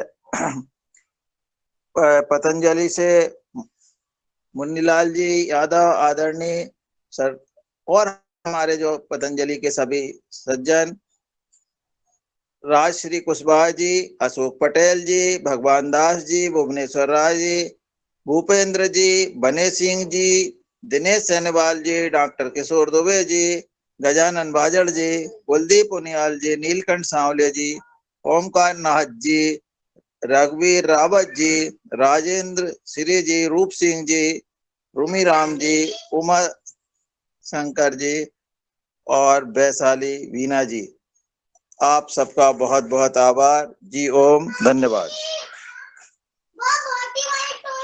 जी धन्यवाद सभी का, आदरणीय रंजना जी का धन्यवाद। और अब हम कल इस विषय पर और चर्चा करेंगे। हम बुद्धिजीवियों के साथ और उपस्थित हों, अन्य को जोड़ें भी, क्योंकि हम राष्ट्रीय स्तर की जो चर्चा कर रहे हैं, सरकार के साथ हमें जो चर्चा करना है, तो आदरणीय हमारे राजेंद्र सिंह जी दिख रहे हैं और मैं चाहूँगा कि अन्य अपने साथियों को, बुद्धिजीवियों को इस कार्यक्रम में जोड़ें ताकि हम महत्वपूर्ण चर्चा और महत्वपूर्ण प्रस्ताव सरकार को दे सकें। धन्यवाद। जय हिंद, जय भारत। जी सभी को सादर नमस्कार। नमस्कार सर। मैं दिल्ली से जुड़ा हूँ और आपके साथ जो शुरू से कक्षा हुई थी योग कक्षा से जुड़ा हूँ। आप लोग का कृषि कार्यक्रम बहुत अच्छा लगा मेरे को और मैं लगभग इसका फायदा बहुत उठाऊंगा। मैं किसान भी हूँ और हमारा किसानी का भी काम है, तो इसलिए हम आप लोग का मार्गदर्शन लेते रहेंगे। बहुत धन्यवाद सर। आपसे परिचय हो गया था, आदरणीय हीरालाल जी ने करा दिया था और देख रहा हूँ मैं आप हमेशा जुड़ते हैं। एक बार और परिचय दीजिए आपका। दिल्ली से कहाँ से, कौन से क्षेत्र से आप लोग? मैं राजेंद्र सिंह कुशवाहा। मैं एक्चुअली दिल्ली में 97 से रह रहा था। 97 से अभी 1 साल तक मैं दिल्ली में रहा और उसके बाद गाजियाबाद में, बिल्कुल टच करता है दिल्ली से, 5 किलोमीटर दूर है बस। तो अभी गाजियाबाद रहता हूँ, प्रतीक ग्रांड सिटी दिल्ली में, सिद्धार्थ बिहार है, गाजियाबाद में रहता हूँ। और जो है मेरा जो कृषि का काम है, जो गाजीपुर यूपी में मेरा कृषि का कार्य है, खेती होती है तो उसको भी देखता हूँ मैं। और मेरी उम्र 65 साल के लगभग हो गई है, तो मैं अब रिटायर की जिंदगी जी रहा हूँ। और बच्चे हमारे सब सेटल हैं। एक बेटी हमारी लंदन में है और एक बेटी भी सेटल है और शादी हो गई, बेटा भी शादी हो गया और वो वर्किंग है। तो मैं अब समाज का ही काम अधिकतर करता हूँ। और 3 साल से मैं लगातार योगा क्लास चला रहा हूँ ऑनलाइन, वो दिल्ली से चलता है। उसमें हीरालाल जी जुड़ते हैं, कई बार इनका सहयोग लिया जाता है। धन्यवाद सर। मैं जुड़ूंगा, आप लोग का लिंक मिलेगा, मैं जुड़ता रहूंगा कृषि कार्य। ये सर यही लिंक है जो आज आप जुड़े ना? हाँ, वही लिंक रोज रहती है। और अपने साथी मित्रों को जो गाजियाबाद, दिल्ली या अन्य जगह जो जैसे आपने कहा रिटायर्ड पर्सन है, क्योंकि उनके पास बहुत अनुभव है, जीवन के अनुभव है, उनको जरूर ये लिंक भेजने का कष्ट करें ताकि वो भी जुड़ सके, उनका हम अनुभव ले सके। Doctor HL. कुशवाहा जो है पीसा इंस्टीट्यूट में वो इंस्ट्रूमेंट का रिसर्च देखते हैं, मेरे जानने वाले हैं, गाजीपुर के रहने वाले। पूसा इंस्टीट्यूट दिल्ली में है, डॉक्टर एच.एल. कुशवाहा जी। इनको भी मैं करूंगा कि आप लोग के साथ जुड़े, इंस्ट्रूमेंट का रिसर्च करते हैं सारे। धन्यवाद सर। जी सर, धन्यवाद।